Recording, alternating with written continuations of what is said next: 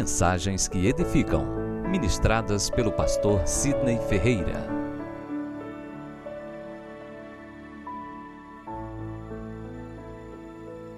Bem, queridos, conforme tínhamos dito, nós estamos em uma sequência de viagem, de uma rota de 66 rotas, né?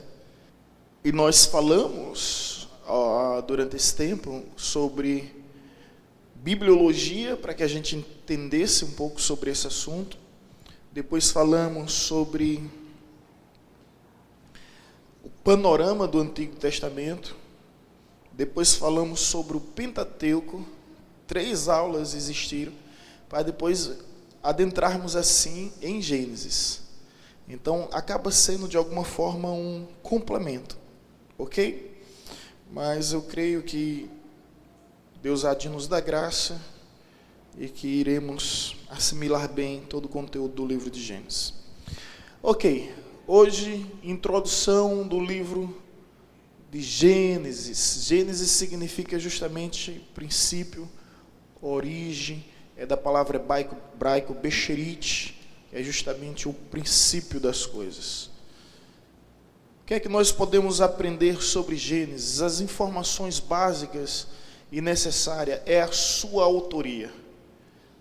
Nas aulas anteriores nós falamos sobre Pentateuco e falamos que a autoria do Pentateuco, que são os 5 primeiros livros da Bíblia, Gênesis, Êxodo, Levítico, Números, Deuteronômio, são de Moisés, né? Todos esses livros foram escritos por Moisés.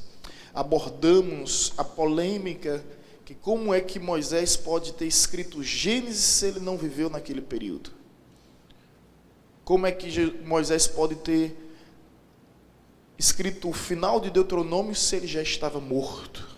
Né? São polêmicas que surgem. Bom, Gênesis ele escreveu através de 2 hipóteses. As 2 são verdadeiras. Através da tradição oral, essa foi uma instrução perpassada de Deus para as gerações, né? O pai ensinar os filhos, não havia escrita.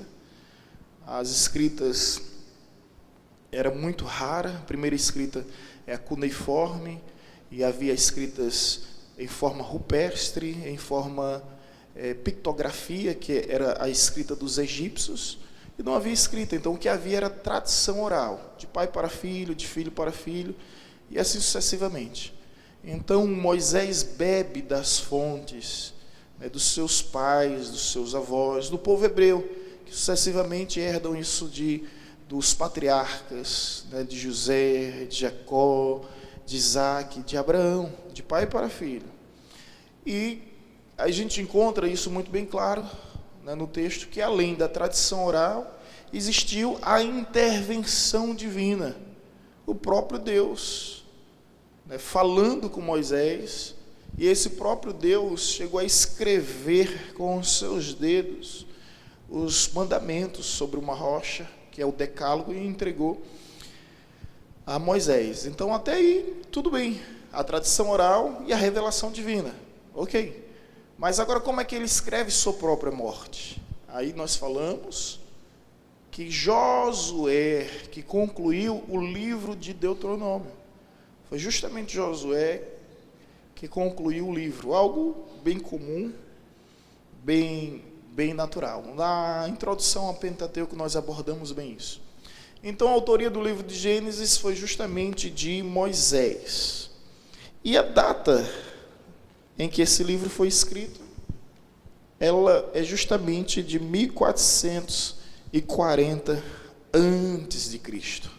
Alguns perguntam como Moisés poderia ter escrito. Nós não podemos esquecer que propositalmente Deus o instruiu em toda a cultura egípcia. Ele era um homem culto. E em Atos vai dizer que ele era versado nas palavras e em obras. Então, para Moisés escrever não haveria nenhuma dificuldade. Lembrando que Deus o preparou 40 anos no Egito, né? Tempo suficiente para a pessoa se alfabetizar, ok? E se tornar um grande culto, como ele de fato era. O local em que ele escreveu, a Bíblia vai nos dizer que o local onde todos esses livros são escritos é justamente no deserto. Foi no deserto que surgiu o livro de Gênesis, durante a peregrinação do povo de Israel durante o deserto. Peregrinação essa que durou em torno de 40 anos. Ok? Qual é o alvo, de modo geral, do Pentateuco?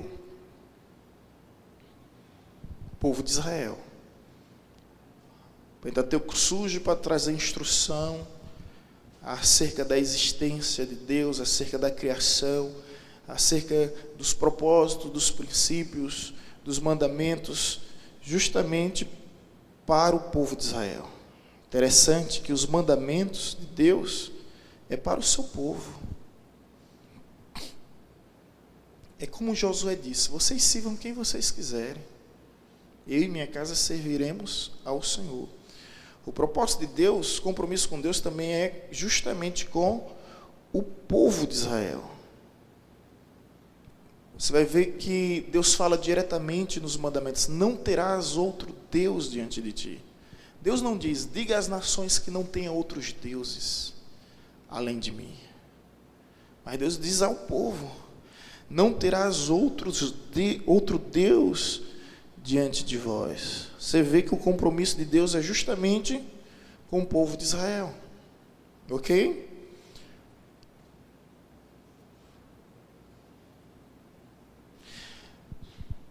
O alvo, agora o versículo-chave. O versículo-chave é o capítulo 1, versículo 1. Primeiro versículo, né?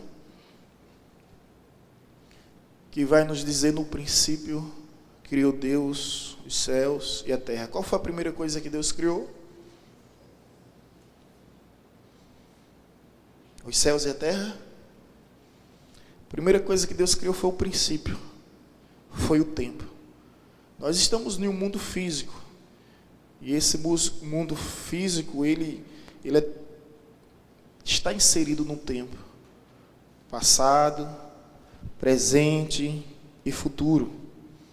Mas quando Deus estabelece o ponto inicial, no princípio, a primeira coisa que Deus está criando ali é justamente o tempo, no princípio. Então ele cria o ponto inicial. É bem complicado entender isso, né? Porque a gente está em uma dimensão física, Deus está em uma dimensão metafísica. Para Deus não existe passado, presente e futuro.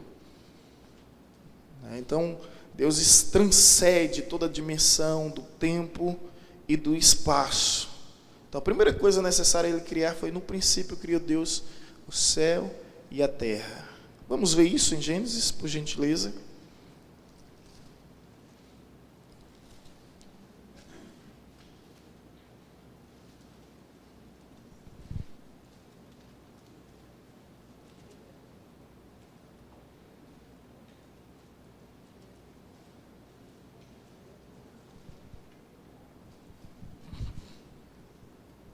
No princípio criou Deus os céus e a terra. No princípio, a palavra no hebraico é bereshit. No princípio, no começo, a origem. Porém, existe uma teoria interessante para que os irmãos possam entender bem toda a questão de Gênesis, é que há um intervalo de tempo do versículo 1 ao versículo 2. E esse intervalo do tempo, existe uma imensidão de anos que nós não sabemos. O versículo 2 vai dizer o seguinte: a terra, porém, estava sem forma e vazia. O sentido mais correto seria, na realidade, o sentido no hebraico vai dizer: a terra, porém, se tornou sem forma e vazia. Então, entre o primeiro versículo e o segundo versículo, existe um intervalo imenso de tempo que nós não sabemos quanto tempo isso durou. E a terra tornou-se sem forma e vazia? Como assim? O Jesus chega a dizer: eu vi Satanás caindo dos céus. O próprio Jesus diz isso.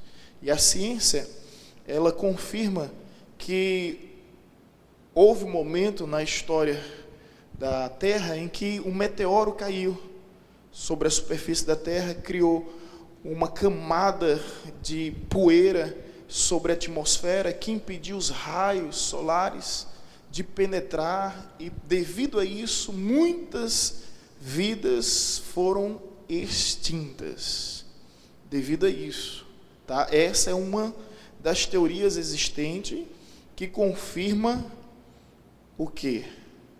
A presença dos dinossauros. Pastor, a Bíblia fala sobre os dinossauros? Fala. Pastor, fala e fala onde? Bom, a Bíblia fala dos dinossauros. Você não vai encontrar o nome dinossauros na Bíblia, porque esse nome veio surgir há pouco tempo. Mas a Bíblia vai falar em Jó. Inclusive, Jó é um dos livros mais antigos. Estudiosos dizem que ele é até mais antigo do que Gênesis, o livro de Jó, tá?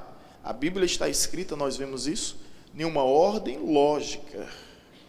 Mas na ordem cronológica de tempo, o livro de Jó é o livro mais antigo. E no livro de Jó vai falar sobre animais imensos, assustadores, aterrorizadores, suntuosos, robustos. Vai falar sobre o Leviatã, que é o monstro dos mares, entendeu? E Apocalipse vai dizer que as bestas vão emergir da terra, do mar, enfim. Mas a Bíblia fala também em Gênesis sobre esses animais. Quando a Bíblia fala sobre esses animais, Salmos cita sobre esses animais. Fala sobre feras grandes. Não vai ter o nome dinossauro, porque o nome dinossauro existiu há pouco tempo, veio há pouco recente.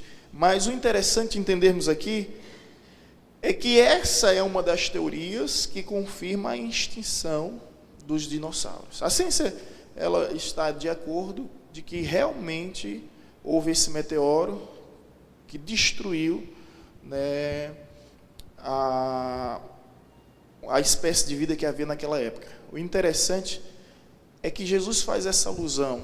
Eu vi Satanás caindo do céu sobre a terra. E essa estrela, esse meteoro, era justamente a queda de Lúcifer e os seus anjos caídos, que é em torno de 1/3. Muita coisa, né, gente? O inimigo conseguiu convencer 1/3 do céu.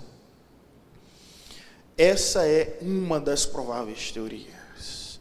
Agora, os homens conviveram com os dinossauros? Sim. As figuras rupestres, eu fiz um semestre de arqueologia aqui na UNEB, não deu para continuar, porque todos os dias a diretora chamava minha atenção por causa das convicções e essa influência do marxismo cultural na universidade. Não dava para engolir. Então, era todos os dias era no corredor. Olha, Sidney, a gente quer dar aula, você não está dando, não está deixando, só estou deixando, só estou apresentando outras versões. Se o Estado é laico, a gente não pode impor, a gente tem que expor. Então você impõe o evolucionismo, aí eu exponho o criacionismo. Então, nesse sentido. Ok? Vamos voltar ao assunto. Então, essa é uma teoria de que, de fato, os dinossauros foram extintos. Agora, existem relatos de que os homens conviveram com os dinossauros, tá? Existem relatos em figuras rupestres, e até pouco tempo foi encontrada uma carcaça imensa sobre uma região de grande quantidade de sal, e levantou e estava um dinossauro imenso. Alguns ainda acreditam na existência do megalodon, que é o tubarão dinossauro. Pode ser? Pode. Deixa eu lhe dizer uma coisa. O homem conhece mais da sua galáxia. Nós estamos num universo que tem 100 bilhões de galáxias. Nós estamos em uma galáxia que é chamada Via Láctea. O homem conhece mais da sua galáxia do que das profundezas do oceano. Você sabia que o oceano tem 12 quilômetros de profundidade? E todas as vezes que o homem avança um pouco, descobre seres enigmáticos, inimagináveis. Quem são essas bestas que a Bíblia diz que vai emergir do mar? Não é? Então tem muito mistério, gente. Então, Megalodon é uma possibilidade, né? Você tem na Discovery Channel, você pode acompanhar um documentário sobre o Megalodon e ali você tira suas próprias conclusões. Ok? Então, o versículo-chave: no princípio criou Deus os céus e a terra. A palavra-chave do livro todo é a origem da raça humana, é a origem da civilização, é a origem da revelação. O livro todo de Gênesis ele vai abordar justamente a origem. Vamos agora para o próximo slide. Propósito de Gênesis, dá para ver aí, gente? Eu estou apanhando um pouco aqui nesse slide. Que bom. Propósito do livro de Gênesis. Tudo que Deus fez foi com propósito, evidentemente. Qual é o propósito do livro de Gênesis? Revelar a soberania de Deus na criação do universo. Em primeiro lugar, revelar o Deus soberano. Deus criou tudo isso que existe. Eu acabei de falar um pouco. O universo, segundo a ciência, tem 100 bilhões de galáxias, aproximadamente. Nós estamos em uma galáxia que existe, que é chamada Via Láctea, que tem 100 bilhões de estrelas. Nós estamos num minúsculo planeta Terra que simplesmente some, desaparece, torna-se insignificante. Você pegar o planeta Terra é como se fosse uma bolinha de gude, e o Sol, a estrela de quinta grandeza, é como se fosse uma bola de basquete. Aí você fica assim, abismado com o tamanho do Sol em relação a terra, mas você vai passear mais um pouco sobre os firmamentos, sobre o cosmos, aí você vai encontrar que esse sol do tamanho de uma bola de basquete, existe outros em outras galáxias bem maiores, que era tipo aquelas bolas, aquelas bolas de propaganda, sabe que tem, né? Aquelas bolas bem imensas, um balão, sem exagero nenhum, você pode acompanhar isso. E aí você vê o Sol bem pequenininho e essas outras estrelas. Um dia, conversando com um biólogo, amigo meu, ele disse bem assim: pastor, para que tanto exagero? E eu achei interessante a pergunta dele, e a única coisa que veio à mente foi o Salmo 19, versículo 1, que os céus proclamam a glória de Deus e os firmamentos anunciam as obras do seu poder. Não pode uma criatura ser maior do que o seu Criador. Então, se a criação é grande, imagine o Criador de toda a criação. Então, Deus é grande, infinitamente maior do que nós possamos mensurar, dimensionar, imaginar. Deus é grande. Amém? Então, revelar a soberania de Deus que chama à existência tudo que há através do poder da palavra. Você vê Gênesis, haja, e imediatamente houve. E Deus vai dizendo: haja e houve, haja e houve, haja e houve. Que coisa tão incrível, meus irmãos. Então basta somente uma palavra de Deus para transformar todas as trevas que existem em luz. Basta somente uma palavra de Deus para mudar totalmente a vida, para mudar totalmente a história. Então, através da criação, a soberania de Deus. Soberania, e por soberania nós entendemos que nós não somos uma obra do acaso. Nós não estamos perdidos no tempo e no espaço, peregrinando nessa vida sem rumos definidos. Não somos um acidente da existência, não somos um produto da evolução, não somos um projeto de laboratório. Nós somos a imagem e semelhança do Deus vivo. Que maravilha!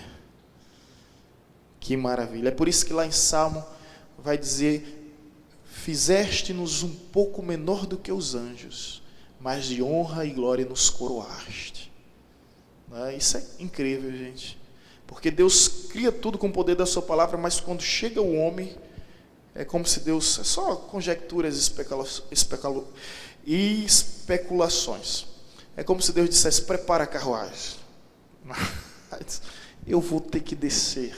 Aí Deus vem, desce dos céus, diante de toda a criação linda, gente, poderia ir para o Grande Cânion, as cataratas, né, tantos lugares lindos para Jesus visitar na terra. Ele vem logo para Deus vem logo para a lama.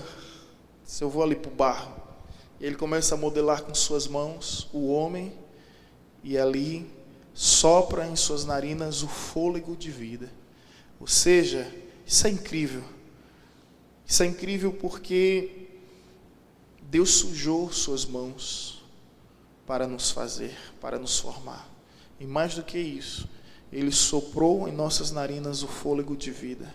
É o hálito, é o ruar, paráclito. Ele soprou em nós e disse: serão a minha imagem e semelhança. Louvado seja Deus. Letra B, explicar a origem da humanidade do pecado. O propósito de Gênesis é explicar de onde o homem veio. Uma das maiores incógnitas em que a filosofia muito discute é justamente de onde eu vim, quem eu sou, para onde eu vou, qual é o meu propósito. A Bíblia explica: viemos de Deus, somos de Deus e um dia voltaremos para Deus, e o nosso propósito é servir a Deus. Amém? Então, explicar a origem da humanidade, da onde veio a humanidade. São inúmeras interpretações hilárias, cômicas, baseadas em despautérios terríveis sobre a origem da humanidade, como a darwinista, a completamente evolucionista, de que o homem veio do macaco. E, enfim, o pastor Edécio gostava de dizer: a diferença do macaco para mim é que eu gosto de banana, ele também gosta, mas eu faço vitamina e ele não faz vitamina. Então, explicar a origem da humanidade, a origem do pecado, como surgiu o pecado através da transgressão justamente do homem, ensinar ao povo de Israel os seus planos e propósitos. Através do livro de Gênesis nós encontramos os planos de Deus, nós encontramos os propósitos de Deus. Isso é muito bem revelado. Relatar como foi a vida dos patriarcas. Quem são os patriarcas? Abraão, Isaac e Jacó. Tem alguma coisa aqui? Não. Tem alguma coisa? Não, né? Abraão, Isaac e Jacó, os patriarcas. Aí a Bíblia vai falar desde o início: Deus de Abraão, Deus de Isaac, Deus de Jacó. Por quê? Porque eles foram os pioneiros na formação de uma nação. Os meninos estão olhando para aqui, eu disse: vai que tem uma cobra aqui. Uma aranha solta aí. Um escorpião. Vai, apareceu. Ensinar o povo de Israel, relatar como foi a vida dos patriarcas, os pioneiros, aqueles que foram os desbravadores. Apresentar o início da história da redenção. Começa em Gênesis, nós vamos ver um pouco melhor isso. Em Gênesis começa a história da redenção do povo de Deus. O pastor Jerry falou sobre isso. Quando Adão e Eva pecou, eles pegam uma folhinha de figueira e se cobrem.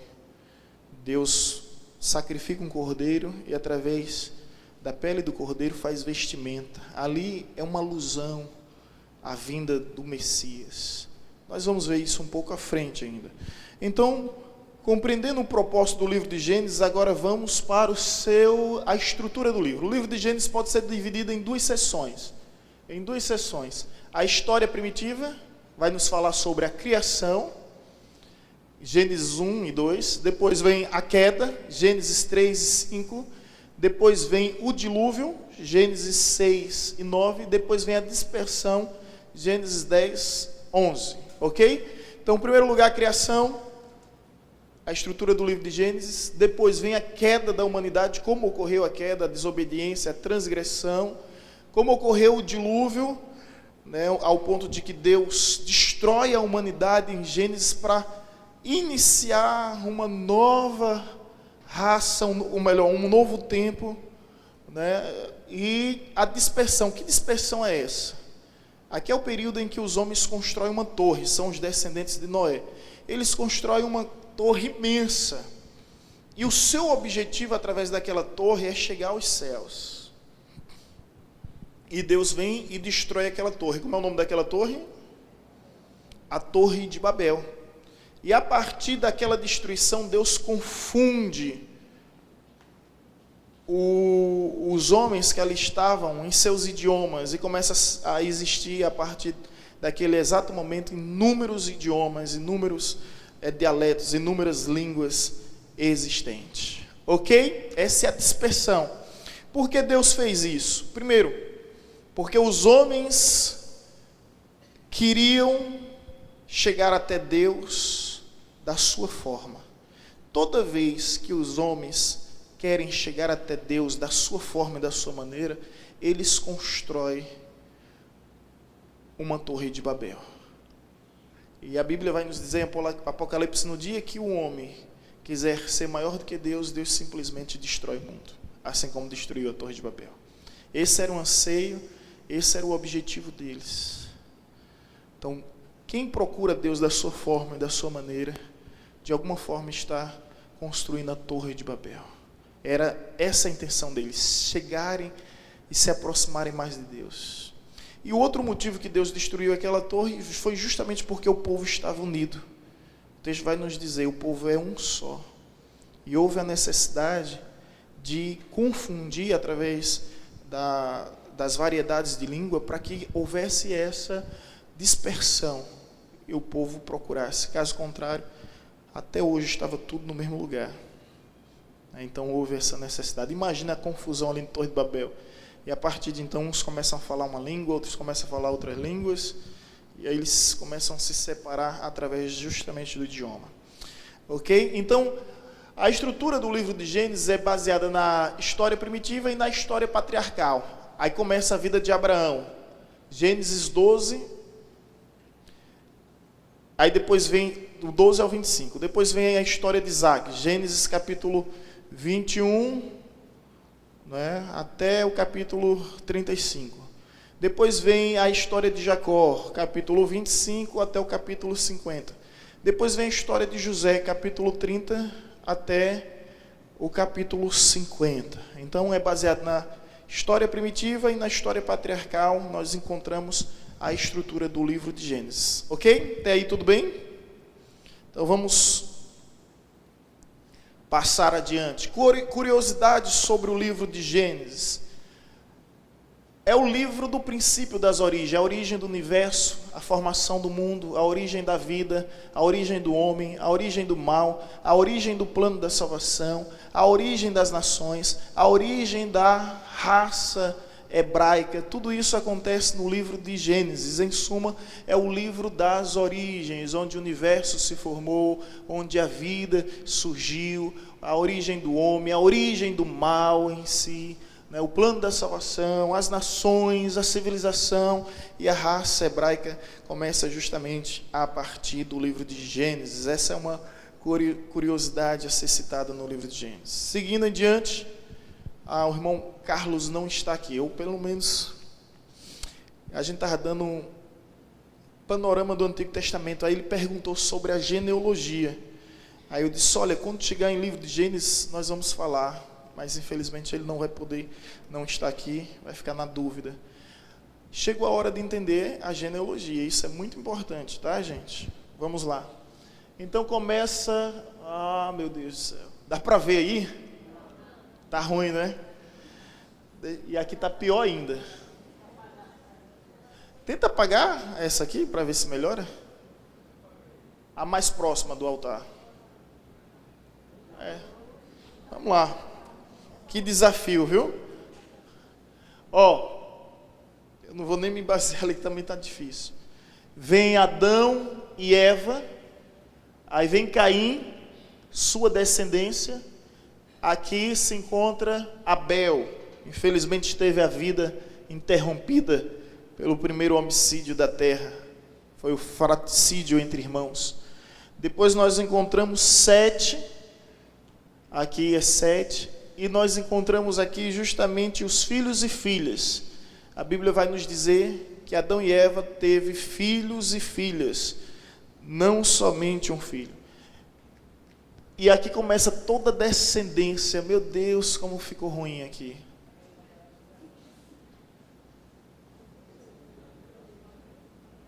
Como a imagem ficou ruim. Aqui no computador está tranquilo. Está melhor, né? Vamos lá, vamos esforçar. Vem a geração de Caim. Caim foi punido e foi expulso. Uma pergunta que se faz com quem Caim casou, né? Tem um artigo nosso na internet que você pode colocar lá, quem é a mulher de Caim? Quem foi a mulher de Caim? Você vai encontrar de nossa autoria, tá ainda no Gospel Prime. E acho que escrevemos isso em 2008, 2009, por aí. E a gente traz ali informações interessantes sobre isso. Ok. Aí Caim ficou isolado e exilado esse tempo todo. A Bíblia vai nos dizer que eles tiveram filhos e filhas. 7, a descendência: Enos, Cainã, aqui vem vou falar os mais importantes, até chegar a Enoque. Enoque, nós conhecemos que Enoque andou com Deus, e a Bíblia vai dizer que já não era, porque Deus o tomou para si. Tem uns irmãos que estão lá no fundão, não vai conseguir acompanhar aqui. Deixa eu ver, Enoque, eu vou tentar mostrar. Aqui é Enoque, andou com Deus e foi transladado, deixou de existir. Depois de Enoque, que foi arrebatado, simplesmente vem a sua descendência, e a sua descendência vem Matusalém, ou Metusalém, que viveu 969 anos. E dessa descendência toda chega até Noé. Aqui se encerra com Noé, com Cã, Sem e Jafé. Ok? Pois não? Pois não.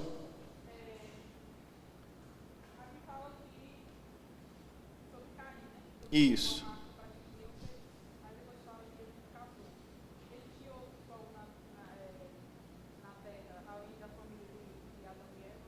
Ótima pergunta.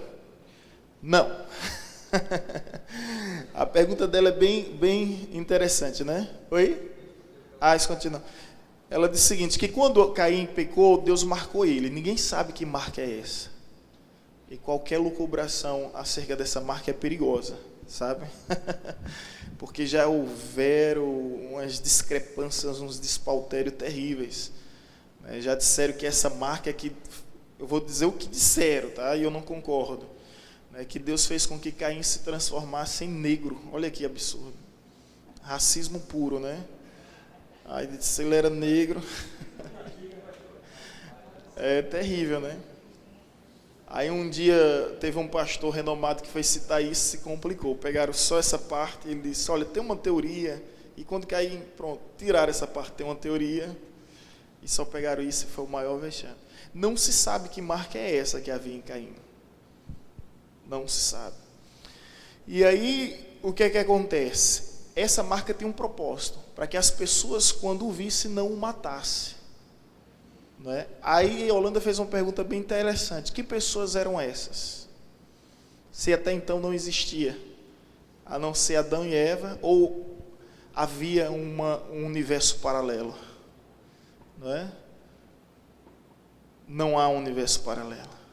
Então, quem eram essas pessoas? Como naquela época eles viviam bastante tempo, então, certamente Caim ia se deparar com um das suas sobrinhas ou um dos seus primos. Questão de tempo. Está entendendo? Pois não? Adão viveu 930 anos, né? 930 anos. Imagine, não tinha televisão naquela época. Boa, Gilberto. Não tinha televisão, não tinha internet naquela época. Não é? Então, aproveitou muito. Ok? Deu para entender? Não é uma resposta simplória nem simplista não, tá, gente? É uma questão lógica mesmo. O tempo que ele passou, ele viveu. Infelizmente, eu lamento muito o slide não funcionar. Mas, enfim, o slide não está numa projeção tão boa. Aqui é uma ideia da genealogia até chegar a Noé. Nós vamos agora para outra imagem, para ver se a gente consegue um pouco melhor. Piorou? Aqui são os filhos de Noé: Sem, Cão e Jafé. Cã, esse sentido. Eu acho que deram o nome de Cão justamente pela maldade que ele fez, né? Você lembra da história? Noé, depois que saiu da arca, depois do dilúvio, ele se alegrou tanto com o cultivo da terra que ele se excedeu, ele exagerou nas uvas, né? E aí ficou embriagado. Cã, o seu filho, ao ver isso, simplesmente tripudiou. Ele ridicularizou. E foi convencer os seus irmãos a fazer o mesmo, sem Jafé. A Bíblia vai nos dizer que sem Jafé repreendeu Cã e cobriram a nudez do seu pai. A partir de então, Deus condenou a geração de Cã. E os homens descendentes de Cã se tornaram perversos. Perversos. Existem aqui homens que tiveram suas civilizações e que foram terríveis, como Canaã, como outras, Nirode, por exemplo. Nirode foi o rei da Babilônia durante determinado tempo. Ele foi terrível, justamente descendente de Cã. Vem a descendência de Sem, e essa descendência de Sem, ela vai até Jacó, né? No caso, é a descendência bíblica, é a descendência de Jesus, né? E vem Jafé, né? Eles foram espalhados pela terra, né?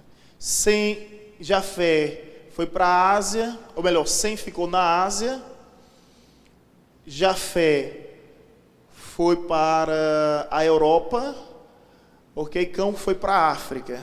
Complicado, né? Estão fazendo as ligações aí. Aí vem a teoria, tá? Cão ficou na África, né? Entre a África, né, a parte do Egito e uma parte ainda do oeste da Ásia, tá? E Sem ficou justamente nas terras bíblicas. A partir daqui começa toda a história. Felizmente os gráficos não ajudam tanto, mas vamos lá seguir em frente. Melhorou ou não? Quer dizer,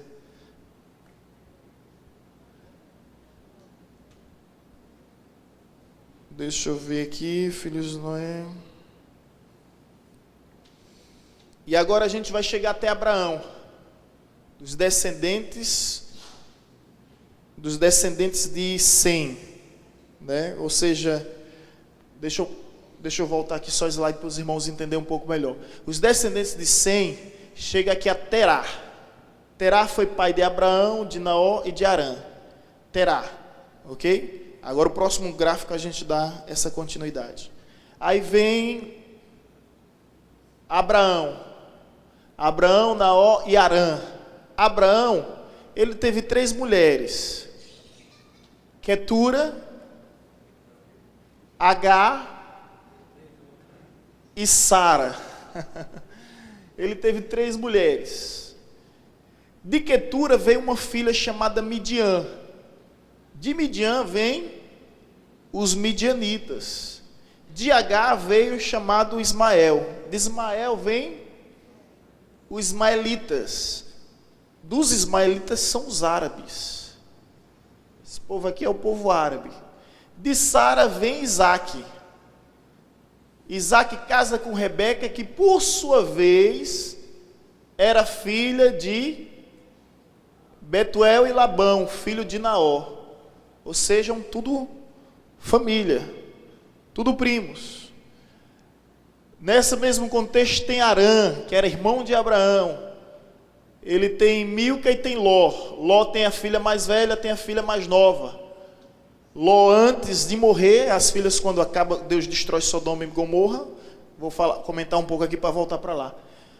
Ló, antes de morrer, as filhas o vêm embebedar, né? E se deita com seu pai para dar continuidade.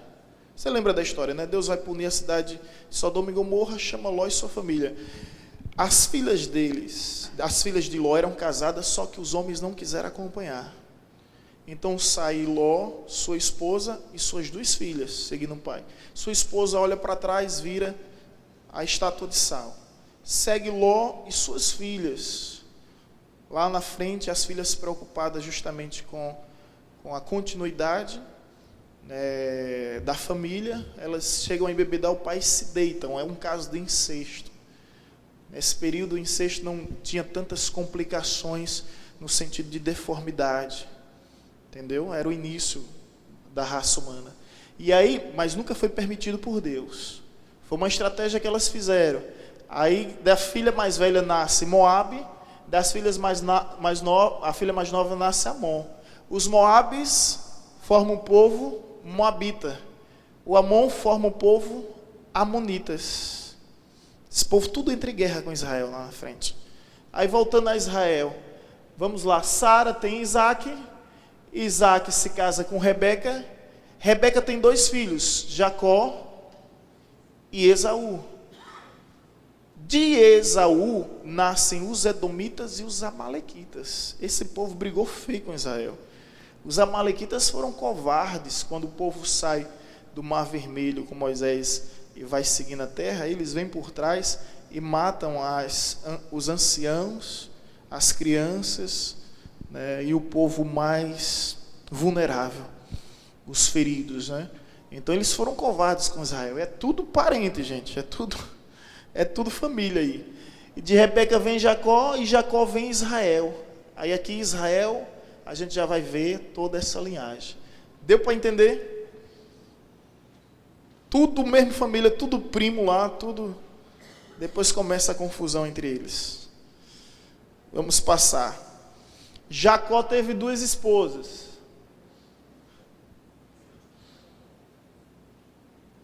Uma chamada Lia e a outra chamada Raquel, né? Lia tinha sua escrava, era as servas.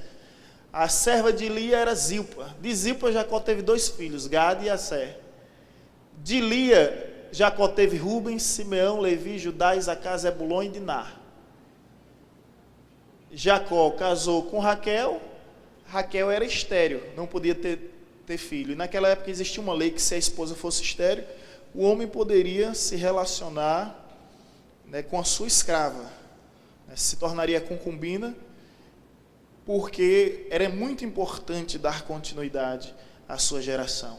Então Raquel serve Bila. Vocês lembram disso de Sara, né? Sara pega uma egípcia, que é Agar, e ela que sugere a Abraão que venha se deitar com Agar, e até hoje a gente sofre essas consequências, né? Então Jacó, vamos onde estamos, Raquel não dava filho, então vem Bila, e ele casa com essa Bila. De Raquel vem José e Benjamim. José e Benjamim. José é o primeiro filho de Jacó, Benjamim é o seu último filho. José tem 2 filhos, Efraim e Manassés. Bila, ela dá 2 filhos a Jacó, Dan e Naftali. Agora me pergunto, quantos são as tribos de Israel?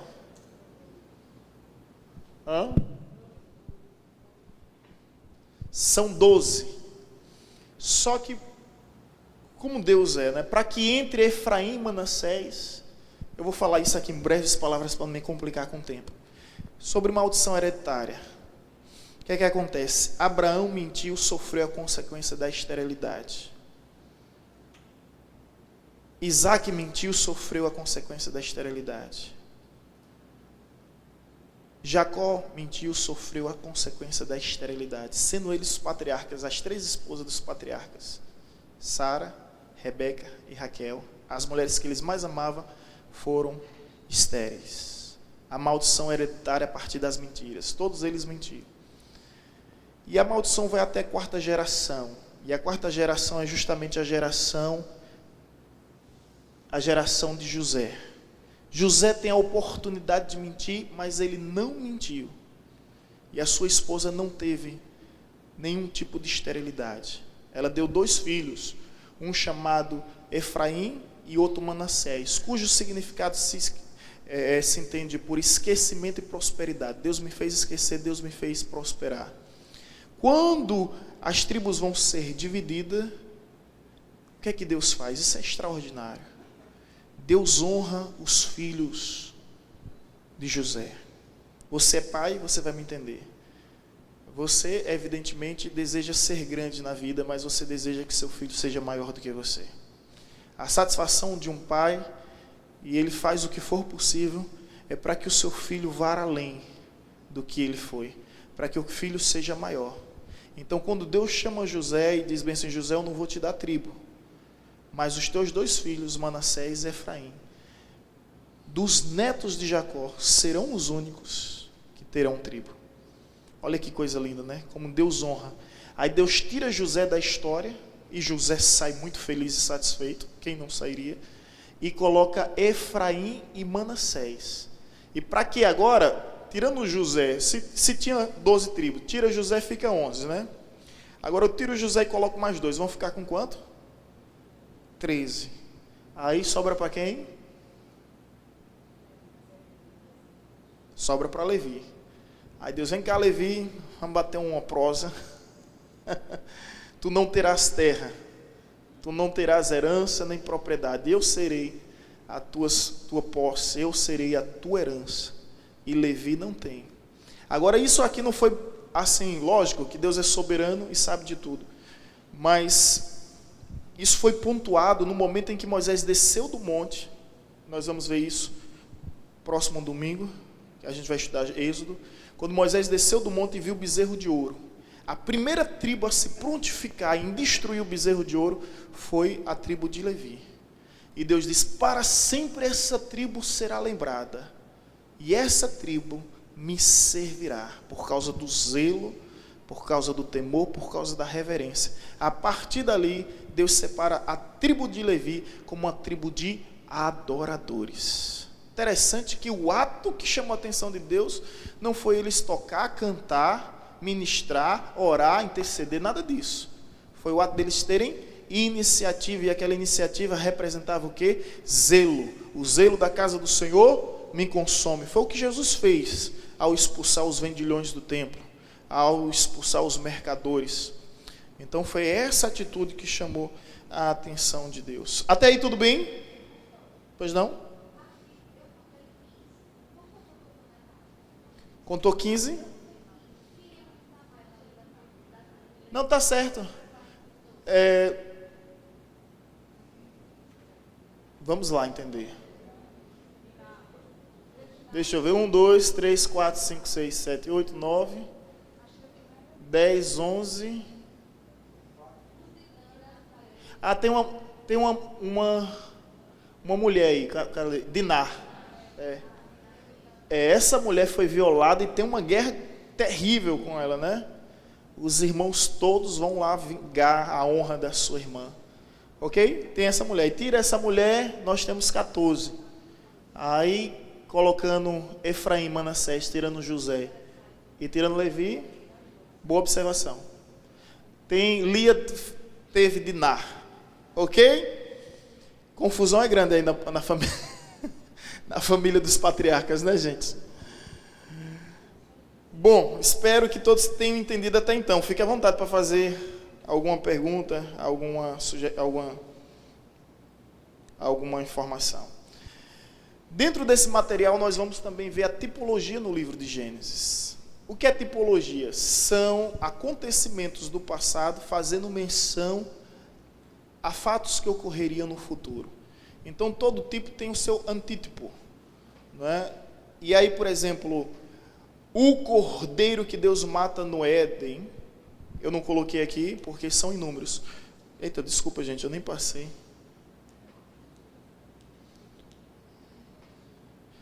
O cordeiro que Deus mata no Éden é justamente Cristo. Ao ponto que João Batista, quando viu Jesus, o que é que João Batista diz? Eis o cordeiro que tira o pecado do mundo. São figuras, são sombra. Colossenses e Hebreus vai falar sobre isso. Agora vocês podem me ajudar. Quais são os outros tipos, as tipologias que acontecem somente no livro de Gênesis? Pois não?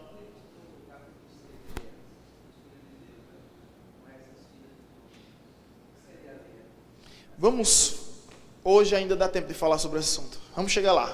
Boa pergunta, Mário. Agora, tipo e antítipo. Qual é? Eu dei um exemplo. Quero agora que vocês pensem, interajam. O cordeiro que Deus mata no Éden é uma alusão ao cordeiro que um dia Deus mataria também, o seu próprio filho, né? Que ali não é um sacrifício do homem para Deus, é um sacrifício de Deus para o homem no Calvário. Esse é um tipo. Mas quais são os outros tipos que acontecem no Novo Testamento? Podem ajudar.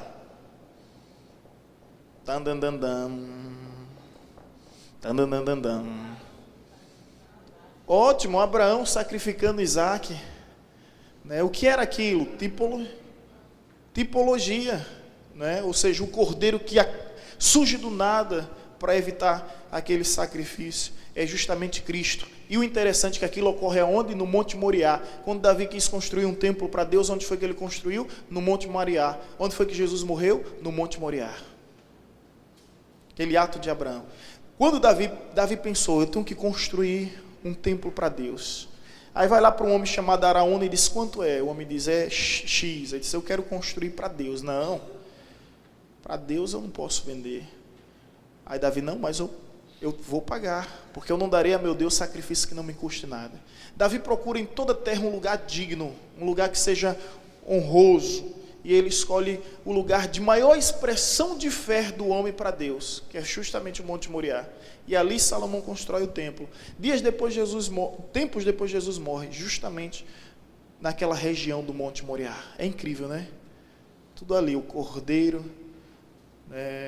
que Abraão sacrifica, é justamente, ao invés de sacrificar seu filho, é justamente Deus mostrando à humanidade que um dia ele sacrificaria o seu próprio filho. Mais algum tipo? O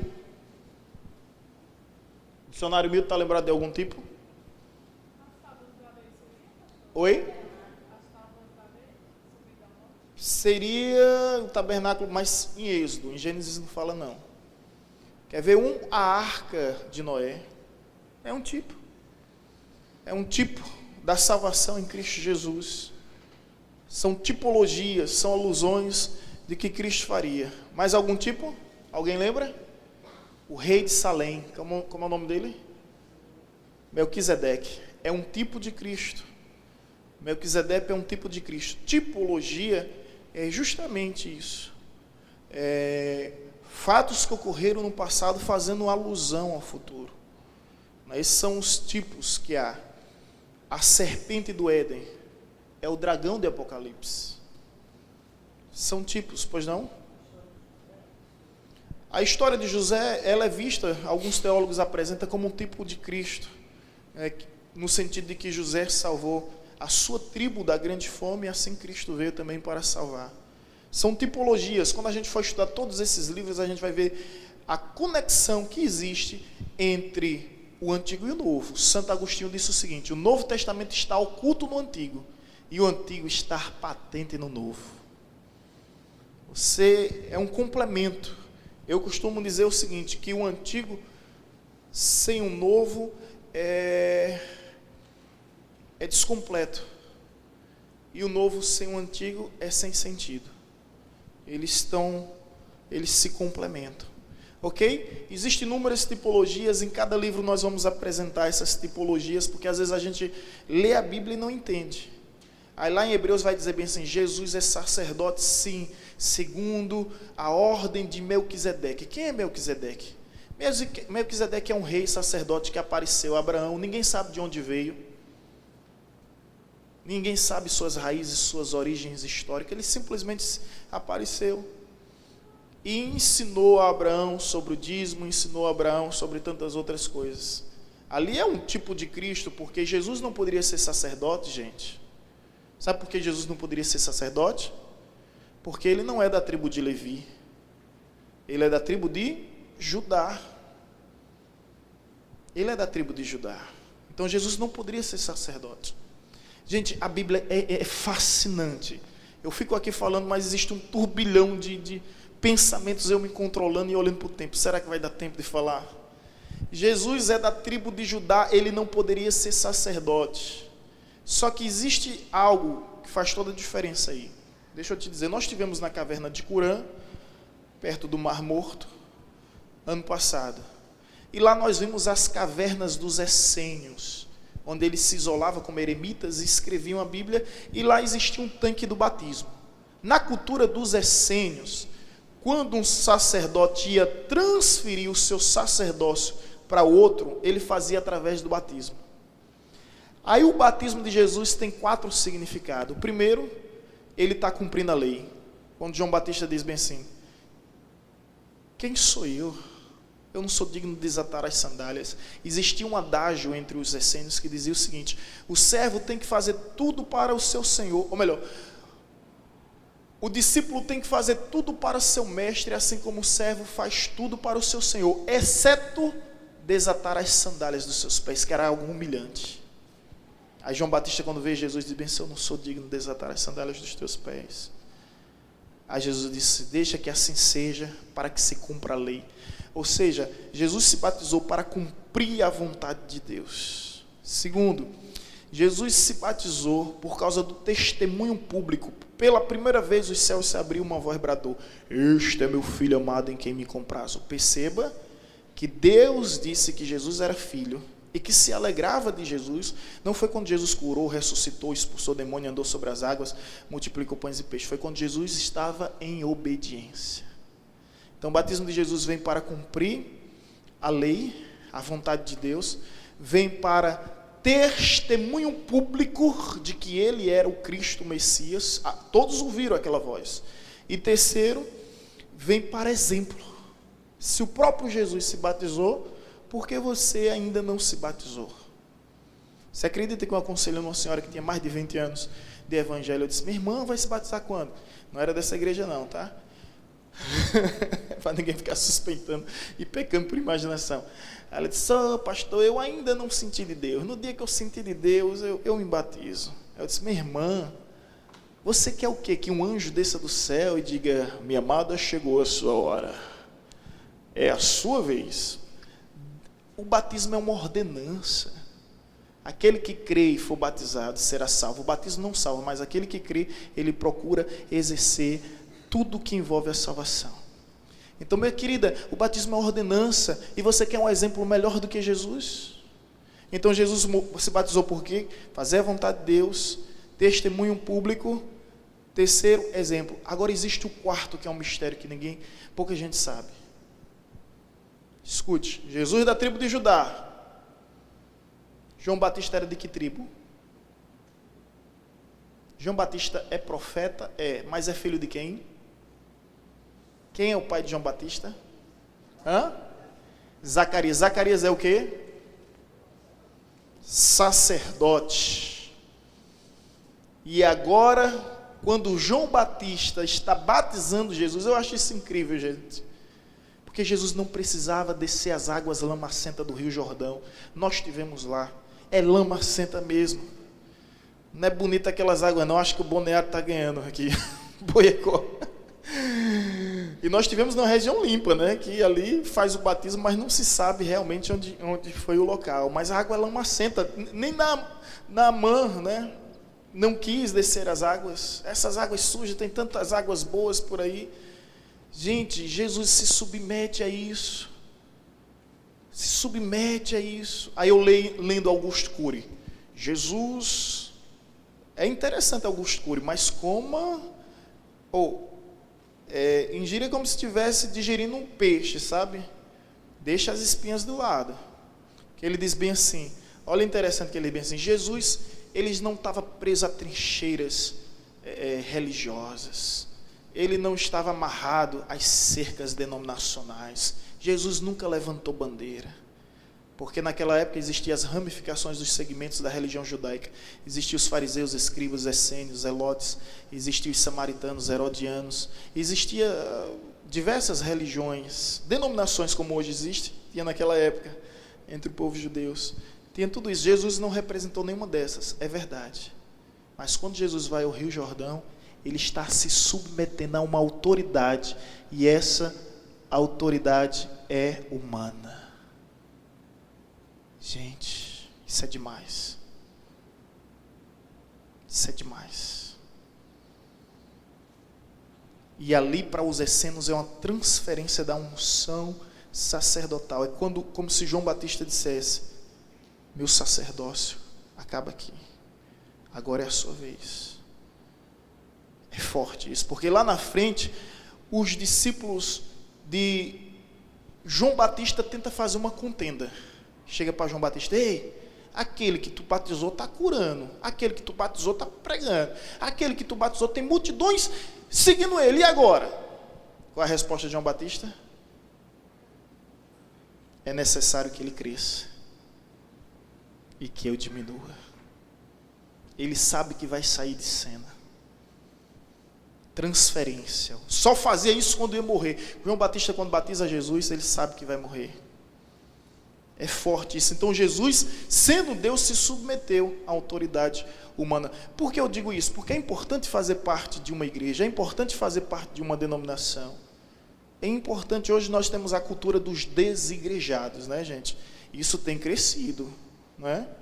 Esses dias aí, uma pessoa da igreja estava falando, meu pastor, no ambiente de trabalho é tanto desigrejado, eles ceiam pela televisão, pega o pãozinho, assistem os cultos online, pega o pãozinho e vem. Eu disse, meu Deus, comungar não é isso. Comungar não é isso. É como o pastor falou, o sentido da unidade é viver unidos na diversidade. Esse não é o sentido de comungar. Então isso é importante, né, para que os irmãos entendam que é importante fazer parte, cobertura espiritual, é importante fazer parte de uma igreja, é importante fazer. Jesus realmente não levantou bandeira dos fariseus, escribas, zelotes, essênios, samaritano, herodiano, mas levantou a bandeira da tribo de Levi. Ao se submeter ao batismo como transferência. Os irmãos estão entendendo? Deu para captar e deu para assimilar? Vamos lá, tipologia, arqueologia, no livro de Gênesis. Bem, quais são as arqueologias? Eu tive um tio, graças a Deus tenho, que é o tio Milton, irmão da minha mãe, que ele esteve lá no Iraque, não foi, minha mãe? E lá no Iraque ele andou, quer dizer, ele avistou, né, não pode chegar muito perto, sobre as ruínas da Torre de Babel. Está lá, Torre de Babel, os escombros, os vestígios daquela Torre de Babel. Está na Bíblia. Ele foi no Monte Ararat, de longe, viu no Monte Ararat, é cercado, ninguém pode visitar. Lá no Monte Ararat tem os vestígios, os resquícios da Arca de Noé. Tudo isso em Gênesis. O Éden, até muito tempo, era considerado por alguns críticos como uma fábula, como um mito, né, como algo inexistente. Só que o Éden vai dizer que ele estava localizado entre o rio Tigre e o rio Eufrates. Esses dois rios existem. Estão lá. Né? Estão lá. O altar aonde Noé fez o primeiro sacrifício quando saiu da arca, está lá, o altar. Bota na internet, por curiosidade. Se tiver aí, Sandro, o altar onde Noé fez, vamos mostrar. Por que está lá? Porque a Bíblia diz que a arca pousou no Monte Ararat. O Monte Ararat está lá. E a Bíblia nos diz que a primeira coisa que ele fez foi construir um altar. Os judeus tinham um modelo exato de fazer altar. Aí quando sobe no Monte Ararat, encontra justamente isso. O túmulo de Sara foram descobertos pela arqueologia. Gente, eu estou citando alguns aqui, mas existem tantos. Ramsés, os faraós, as pirâmides citadas no livro de Gênesis, estão todas lá. Então existem inúmeras provas arqueológicas acerca do livro de Gênesis. Ok? Até então aí tudo ok? Nós vamos ver isso, tá, gente? Arqueologia é em cada livro. Vamos ver tipologia e arqueologia. Agora, seguindo em frente, conseguiu alguma coisa? Pois não, podem falar.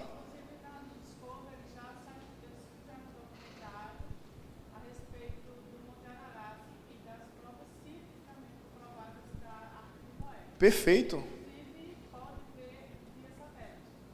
Ótimo. Pode até ver via satélite, tá? Tá lá.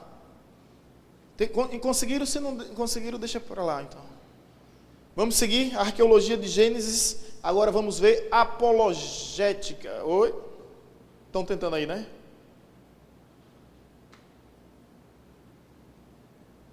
Parou de funcionar aqui.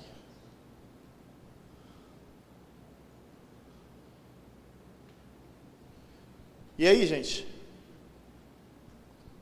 Tentem aí. Deixa eu beber um pouquinho de água, que agora deu sede. Falar por 1 hora. Gente, a gente está concluindo, tá? Vamos ver apologética e profecias messiânicas. Olha que copo tão chique.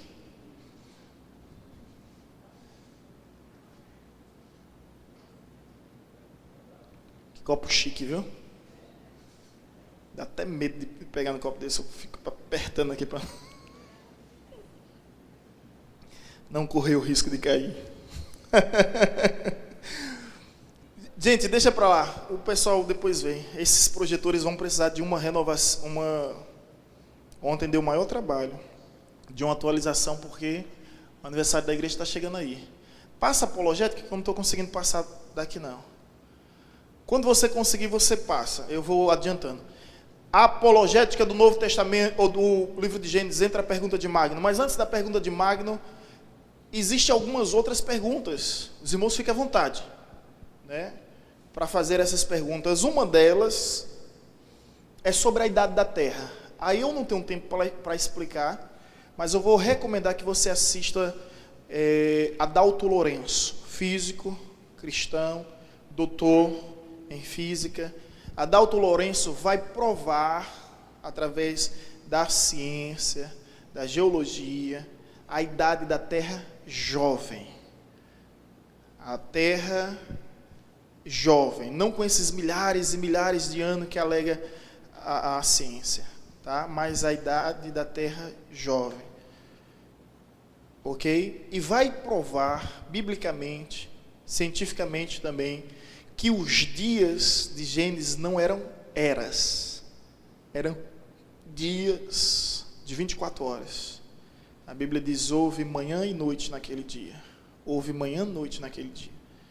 Então, se houve manhã e noite naquele dia, então era dias de 24 horas. Por que eu estou dizendo isso? Existem teorias que acreditam que a Terra tem milhares e milhares de anos, existem outras teorias que acreditam que cada dia daquele era milhares e milhares de anos. Que Deus não construiu o mundo simplesmente em 6 dias, mas Ele construiu, cada dia daquele representava uma era. Entendeu? Então, Adalto Lourenço tem um vídeo muito bom, você vai gostar, ele falando sobre a idade da Terra jovem. E lá ele vai trazer todas as informações científicas, respaldadas, para que você venha acreditar no criacionismo, né? Não na teoria evolucionista. Ok? Dito isto, vamos seguir em frente. A outra pergunta a gente respondeu aqui, mas vale a pena citar novamente. Quem foi a mulher de Caim? A mulher de Caim ou foi uma prima ou foi uma sobrinha que ele encontrou no decorrer da história. Tem um artigo nosso, quem foi a mulher de Caim, coloca lá, foi escrito há um bom tempo, e você vai encontrar todas as informações que corroboram e ratificam que essa mulher não foi uma alienígena que surgiu do nada.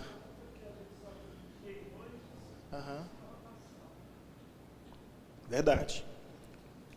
Só é possível viver dia e noite em função do movimento de rotação da Terra em torno do seu próprio eixo, né?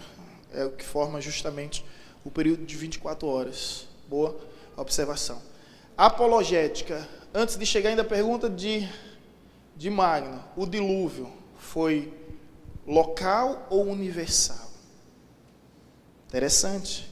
Se você for ver o texto bíblico que fala em Gênesis, tudo nos leva a entender. Existem as teorias, tá? Existem as suas controvérsias, mas o texto vai nos dizer que o dilúvio cobriu os montes e que Deus abriu as comportas dos céus. Então, nós cremos, através de relatos de povos, até mesmo na América, que o dilúvio não foi local, que o dilúvio realmente foi universal. Mas existe essa polêmica em torno do livro de Gênesis.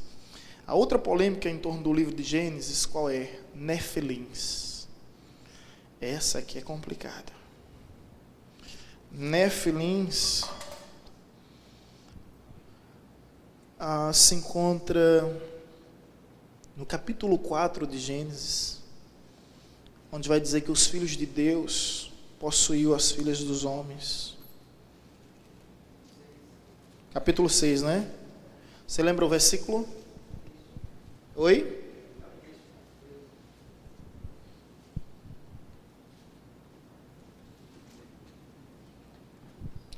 Capítulo 6, versículo 4. Ora, naquele tempo, gigantes na terra, e também depois, quando os filhos de Deus possuíram as filhas dos homens, as quais lhe deram filhos, estes foram valentes, varões de renome da antiguidade. Esse texto aí tem uma situação bem complexa. Existe uma teoria que diz que esses homens gigantes eram nefilins. Na realidade, o sentido do nome gigantes é nefilins. E que eram anjos caídos. Anjos caídos que vieram do juízo de Deus na eternidade e se relacionaram com as mulheres. E eles eram gigantes. Quem aqui assistiu a Arca de Noé? O filme novo, né? É Noé o nome do filme, né? Perdão. Quem assistiu o filme Noé? Você vê aqueles monstros lá? Ele faz essa alusão aos nefilins. Ali ele quer mostrar que é os filhos de Deus, as rochas, né? As árvores. Ali ele faz alusão a essa teoria existente dos nefilins. Pastor, aquele livro é bíblico? Noé. O livro é de Noé, mas Noé é bíblico, tá? Aí ele faz essa alusão. Pois não, Damasceno?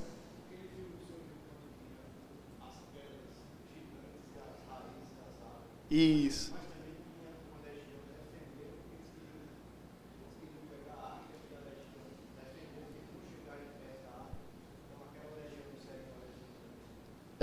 A segunda teoria, sim, mas é uma especulação, ok? É apenas uma teoria. Dentro dessa teoria, vai nos mostrar que os filhos de Deus, que são os anjos, se relacionaram com as filhas dos homens, e a partir daí começaram a surgir gigantes, a descendência de gigantes na terra. Eu não sei se esse slide vai nos ajudar a entender. Deixa eu ver se esse aqui é melhor. Também não. Esse aqui também não. O que acontece ali? O que acontece é que houve um momento em que os filhos de Deus, a descendência de Sem, se misturou com as filhas dos homens, a descendência de Cão. Só que essa descendência de Cão, ela tinha sido amaldiçoada por Deus. E uma das regras que você vai encontrar bem explícita na Bíblia é justamente sobre o jugo desigual, para que o povo de Israel não procurasse mulheres estrangeiras, não tivesse casamento entre estrangeiros.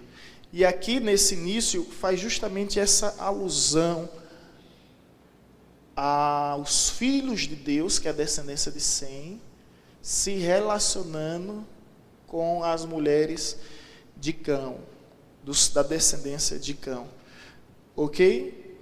Essa é a explicação mais provável que nós temos para isso. Caso contrário, a gente já defende a teoria de que os anjos vieram, coabitaram com as mulheres e a partir daí surgiram os gigantes. Ok? Pois não?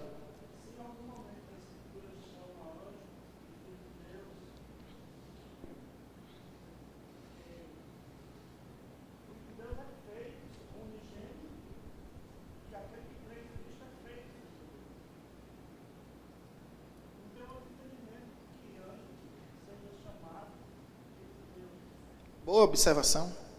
Se é anjo caído, como é que será chamado filho de Deus, né? Boa observação, tá vendo? É bom pregar demais para teólogo aqui.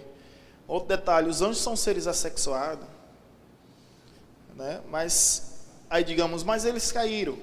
Tudo bem, se eles caíram, eles ainda são chamados filhos de Deus.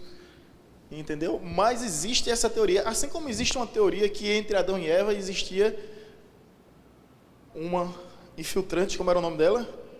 Lilith, né? Tem essa infiltrante aí. Ela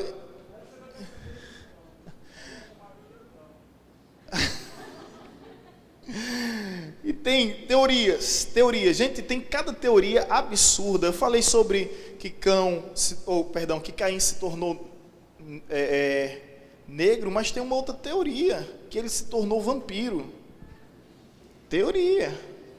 Diz que existiu 3 maldições de vampiro, que foi Caim, Cão e Judas. Existem essas três teorias, né? E aí a gente sabe que, gente, pelo amor de Deus, né? Venhamos e convenhamos, né? Não precisa nem contra-argumentar. Mas é uma viagem que a turma faz em relação a isso. Tem até filmes baseados nisso, né? Livros baseados nisso, né? Mas é uma viagem. Por fim, chegamos às profecias messiânicas do livro de Gênesis. Pastor, em Gênesis fala sobre Jesus? Fala. E existe mais de 300 profecias no Antigo Testamento acerca de Jesus. As mais conhecidas são essas. O Messias nasceria da semente da mulher. Isso foi dito em Gênesis 3, cumpre-se em Lucas capítulo 1. O Messias derrotaria Satanás, a serpente. Isso é dito em Gênesis e se cumpre em João. O Messias padeceria ao reconciliar-se homens com Deus. Está aqui escrito em Gênesis e o texto no Novo Testamento, tá? O Messias seria descendente de Sete, descendente de Sem, descendente de Abraão, de Isaque. O Messias viria para todas as nações. O Messias seria descendente de Isaque. O Messias viria para todas as... De novo, né? Aqui repetiu, né? O Messias seria como um cordeiro de sacrifício. O Messias seria sacrificado no mesmo monte onde Deus testou Abraão. O Messias abençoaria todas as nações. O Messias seria descendente de Isaque, de Jacó. O Messias viria para todos os povos. O Messias seria descendente de Judá, tribo de Judá. O Messias seria rei de Israel. A autoridade do Messias estenderá a todas as nações. O Messias seria a videira. Todas essas profecias no livro de Gênesis acerca de Jesus. Todas essas profecias no livro de Gênesis acerca de Jesus. Todas essas profecias de fato se cumpriram. Amém? Domingo que vem é ceia? Então, domingo que vem é ceia. Então, de hoje a 15, nós vamos passar para o livro de Êxodo. O livro de Gênesis é interessante, o livro de Êxodo é mais interessante ainda, porque significa justamente a saída do povo de Israel. E ali nós vamos ver todas as 10 pragas, o sentido que elas fazem, as divindades que são derrotadas a partir da manifestação de todas as pragas, ok? Então, domingo que vem tem culto? Sim, tem ceia. E no outro domingo nós estaremos trazendo o livro de Êxodo. Passamos pela rota de Gênesis. Oi?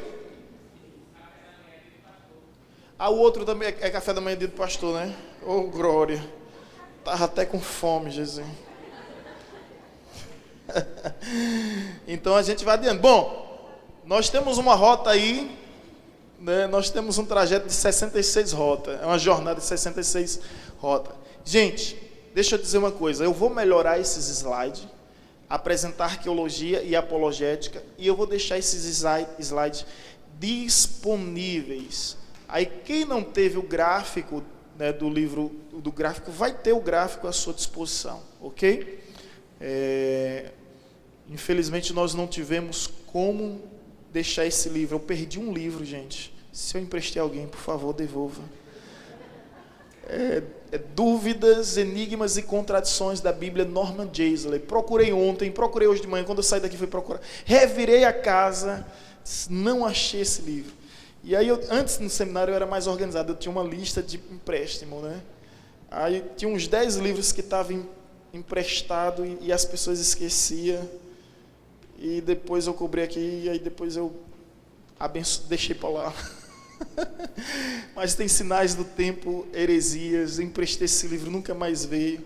Gente, quando você for emprestar o livro, você chega para a pessoa e diz bem só, tem 4V. Vai, volta, viu? Varão.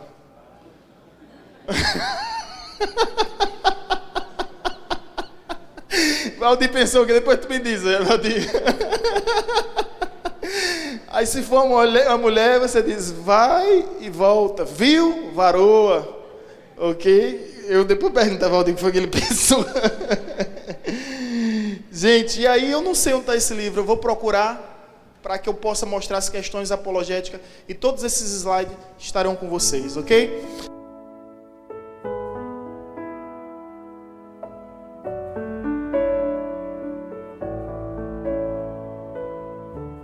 Você acabou de ouvir uma mensagem ministrada pelo pastor Sidney Ferreira, da Igreja Batista Evangelizadora.